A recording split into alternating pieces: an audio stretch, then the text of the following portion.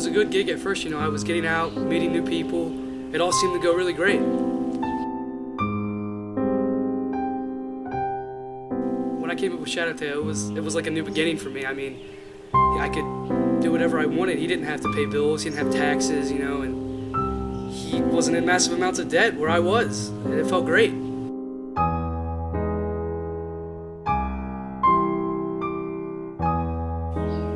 I think it was in like March. I went to this bar and I saw this guy with a furry tattoo, and it just seemed easier to talk to him. It was like, when you talk to someone you know about it, it's almost embarrassing. But this guy was he couldn't tell anyone I knew.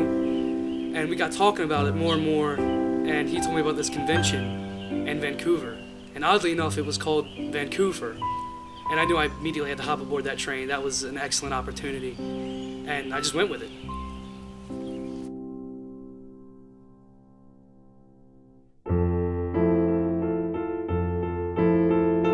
It was really exciting. I had some jitters and butterflies at first, but it was just the idea of meeting new people like me that I could relate to was really getting me going, and that was my inspiration.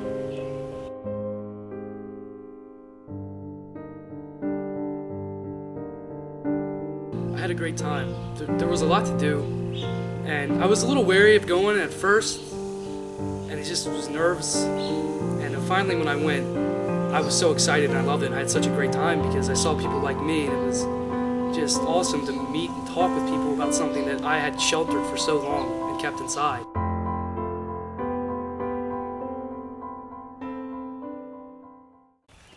When I got home though, it kind of all went downhill.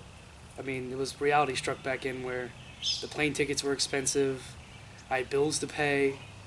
I was working a minimum wage job at Arby's, and I was just in a really bad place. I ended up listening to a lot of techno music, and I needed a way out of my debt. So that's when I created DJ Shadowtail.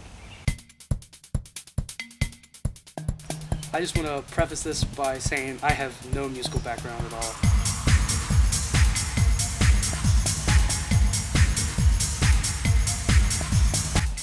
And I actually ended up just using Audacity and splicing together a bunch of Skrillex songs, and they ate it up. They loved it.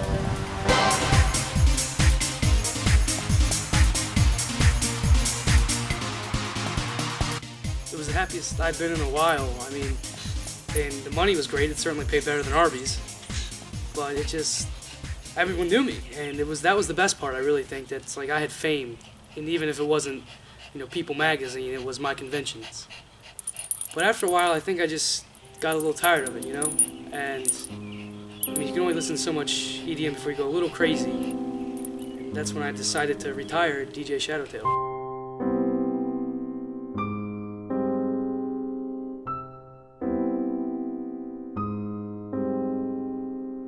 I think it was a year or so after I had retired DJ Shadowtail, and I was just on a plane on my way back from a convention.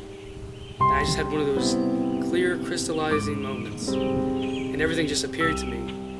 And I realized that I did not want to have anything to do with this anymore. And there was just one small problem of my cult following.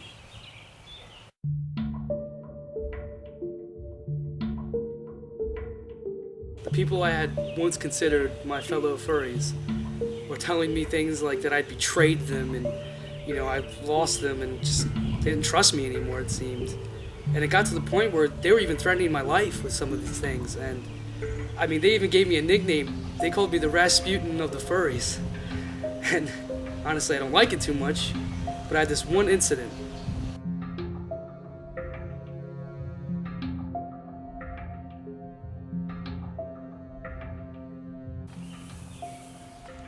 Yep, there it is. Kind of hurts more a little bit emotionally than I would say physically, because it was just the thought of those people betraying me. But I mean, that's all there is to it. It's still there, and it's going to be there forever. And the threats got so bad that eventually I just started going out in the daytime, and I started carrying this.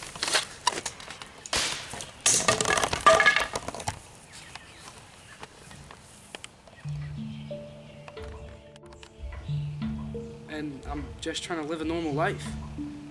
And as much fun as I had with this, I kind of just want to put it all behind me.